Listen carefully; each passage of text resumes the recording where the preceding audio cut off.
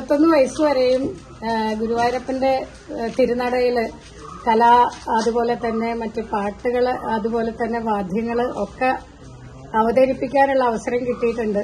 തീർച്ചയായിട്ടും അച്ഛനമ്മമാര് അങ്ങനെ ഒരു അനുഗ്രഹം കൂടി എനിക്ക് തന്നിട്ടുണ്ട്. കാരണം മാതാപിതാക്കൾ കലയോട് വലിയ താല്പര്യമുള്ളവരായിരുന്നു.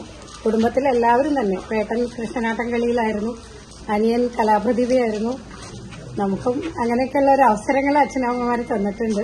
പിന്നെ ഭഗവാന്റെ അടുത്തല്ലേ, അതിന്റെ അനുഗ്രഹം ഉണ്ടായിരുന്നു. കാരണം ഇതൊക്കെ അവിടെ ആയതുകൊണ്ട് പഠിക്കാനുള്ള ഒരു സാഹചര്യം ഉണ്ടായിരുന്നു. അന്നത്തെ കാലത്ത് ഇന്നത്തെ പോലെ ഒന്നും സൗകര്യം ഇല്ലായിരുന്നു.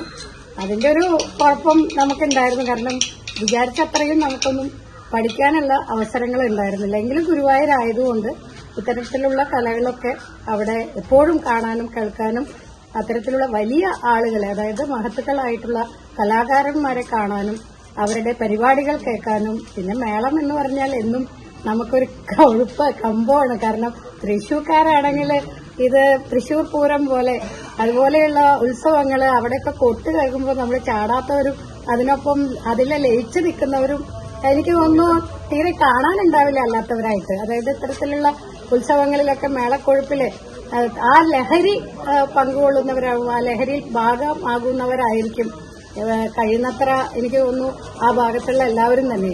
അപ്പൊ അതിലൊരാളായിരുന്നു എന്നുള്ളതാണ് ഏറ്റവും വലിയൊരു ഭാഗ്യമായിട്ട് കാണുന്നത്.